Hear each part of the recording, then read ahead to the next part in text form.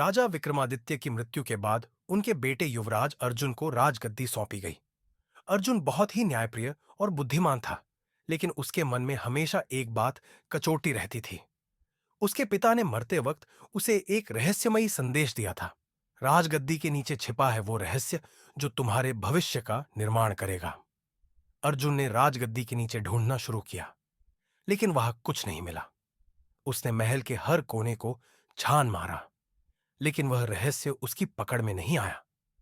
एक रात जब अर्जुन अपने कमरे में बैठा था, तभी उसे एक अजीब सी आवाज सुनाई दी।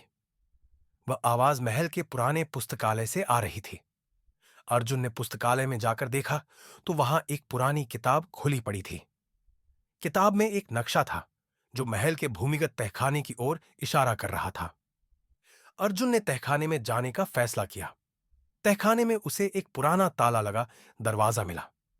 उसने ताला तोड़ा और अंदर जाकर देखा तो वहां एक छोटा सा संदूक रखा था। संदूक को खोलने पर अर्जुन को एक पुरानी पत्रिका मिली।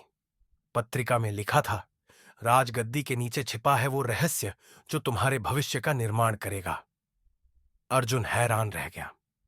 उसने फिर से राजगद्दी के नीचे ढूंढना शुरू किया, लेकिन इस बार उसने गद्दी को हटाकर देखा। गद्दी के नीचे एक छोटा सा बटन था। अर्जुन ने बटन दबाया तो राजगद्दी के पीछे की दीवार खुल गई। दीवार के पीछे एक गुप्त कमरा था। कमरे में एक पुराना आईना रखा था। आईने के सामने खड़े होते ही अर्जुन को अपने पिता की आवाज सुनाई दी। बेटा, ये आईना तुम्हें तुम्हारे भविष्य के बारे में बताएगा। अर्जुन ने आईने में देखा तो उसे अपने भविष्य की झलक दिखाई दी। उसने देखा कि वह एक महान राजा बनेगा, लेकिन उसे एक बड़े संकट का सामना करना पड़ेगा। आईने ने उसे बताया कि उसके राज्य में एक गद्दार है जो उसके खिलाफ साजिश रच रहा है।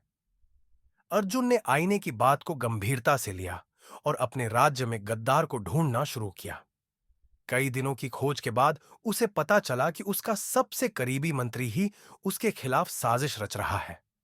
अर्जुन ने मंत्री को गिरफ्तार कर लिया और उसकी साजिश को विफल कर दिया। इस तरह अर्जुन ने न सिर्फ अपने राज्य को बचाया, बल्कि अपने पिता के रहस्य को भी सुलझा लिया। वह एक महान राजा बना और उसके राज्य में खुशहाली छा गई।